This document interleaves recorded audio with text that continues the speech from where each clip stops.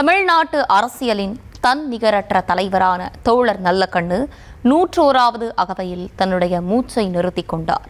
இந்திய கம்யூனிஸ்ட் கட்சியில் 80 ஆண்டுகளை கடந்தும் பொதுப்பணியாற்றி வந்த நல்லக்கண்ணு தன் வாழ்நாளில் சந்தித்த பெரும் போராட்டங்களையும் இக்கட்டான சூழல்களையும் விவரிக்கிறது இந்த செய்தி தொகுப்பு.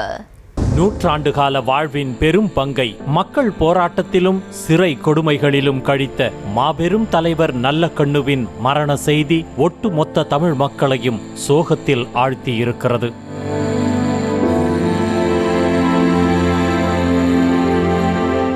எளிமை, நேர்மை என அப்பழுக்கற்ற அரசியல் வாழ்க்கைக்கு சொந்தக்காரர்தான் தோழர் நல்லக்கண்ணு. கட்சியினரால் RNK என அன்போடு அழைக்கப்படும் நல்லக்கண்ணு தூத்துக்குடி மாவட்டத்தில் உள்ள ஸ்ரீவைகுண்டத்தில் விவசாய குடும்பத்தில் 3வது மகனாக 1925ஆம் ஆண்டு டிசம்பர் 26ஆம் தேதி பிறந்தார். தீவிர வைணவ பற்றாளரான தந்தையினால் சைவத்தை மட்டுமே உண்டு வந்த நல்லக்கண்ணுவுக்கு பள்ளி ஆசிரியரான பலவேசம் பொதுவுடைமை கருத்துக்களையும் ஊட்டி வளர்த்துள்ளார். அது மட்டுமின்றி பாரதியாரின் படைப்புகளும் திருவிக்காவின் எழுத்துகளுமே தன்னை பொது வாழ்வில் செதுக்கியதாக நல்லக்கண்ணுவே பல இடங்களில் பகிர்ந்திருக்கிறார்.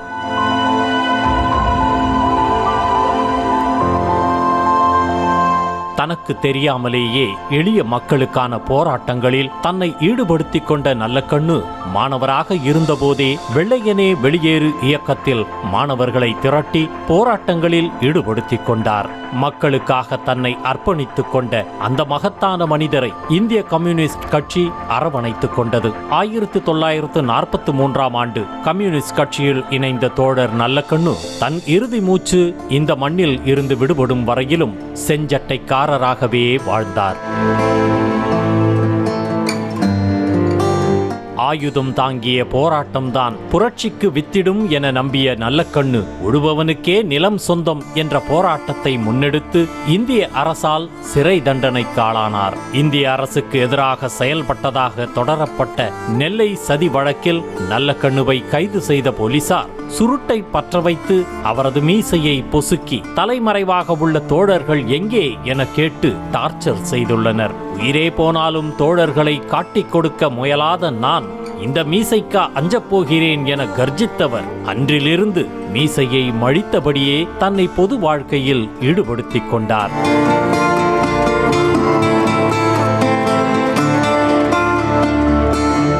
சிறை வாழ்க்கைதான் புத்தகம் வாசிக்கும் பழக்கத்தை தனக்கு ஏற்படுத்தியதாக கூறி வந்த நல்லக்கண்ணுவுக்கு சாதி ஒழிப்பே பிரதான இலக்காக இருந்தது. அதனால் தான் சாதி ஒழிப்பு போராளி அன்னச்சாமி 7 ஆண்டுகள் சிறைவாசம் கண்ட நல்லக்கண்ணுவுக்கு தனது மகள் ரஞ்சிதத்தை திருமணம் செய்து வைத்து அழகு பார்த்தார். திருமணத்திற்கு பிறகு சாதி ஒழிப்புக்காக களமாடிய நல்லக்கண்ணு நிலையான வீடு இல்லாததால் பட்டியலின மக்களை ஓடும் குடிகள் என அழைத்ததற்கு கடுமையாக எதிர்ப்பு தெரிவித்தார். அது மட்டுமின்றி ஏராளமான பட்டியலின மக்களை திரட்டி போராடி அவர்கள் குடியிருப்பதற்கான மனை உரிமையையும் பெற்று தந்தார். நாங்குநேரியில் கோவில் நுழைவு போராட்டம், செருப்பணிந்து வீதிகளில் நடக்கும் போராட்டம் என பட்டியலின மக்களுக்காகவே போராட்ட களத்திலேயே களமாடிக் கொண்டிருந்தார் தோழர் நல்லக்கண்ணு.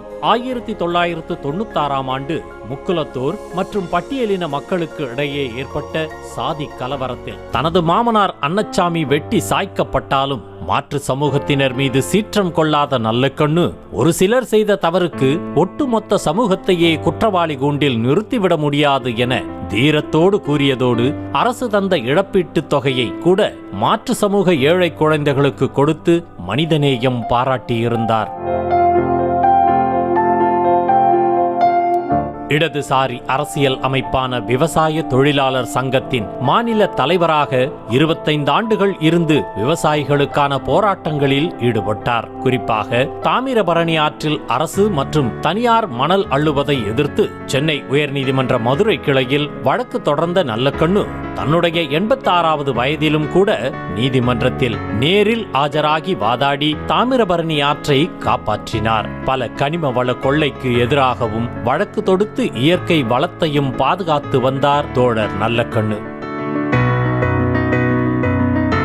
தனது பொது வாழ்வில் 3 முறை தேர்தல் அரசியலில் களம் கண்ட தோழர் நல்லக்கண்ணுவிடம் ஜனநாயகமும் வாக்காளர்களுமே தோல்வி கண்டனர். தன் இறுதி மூச்சு உள்ளவரை பணத்தை துச்சமென்றே நினைத்து வாழ்ந்து வந்த நல்லக்கண்ணு தனது 80வது பிறந்த நாளின் போது கட்சி தந்த 1 கோடி ரூபாயை திரும்பவும் கட்சிக்கே கொடுத்து அரசு தந்த பணத்தை ஏழை மக்களுக்கு அளித்து நெகிழ வைத்தார். அண்மையில் தமிழ்நாடு அரசால் வழங்கப்பட்ட தகைசால் தமிழர் விருது பரிசுத் தொகையான 10 லட்சம் ரூபாயுடன் தனது பணம் 5000 ரூபாயையும் சேர்த்து முதலமைச்சரின் பொது நிவாரண நிதிக்கு அளித்த கொடையாளிதான் தோழர் நல்லக்கண்ணு.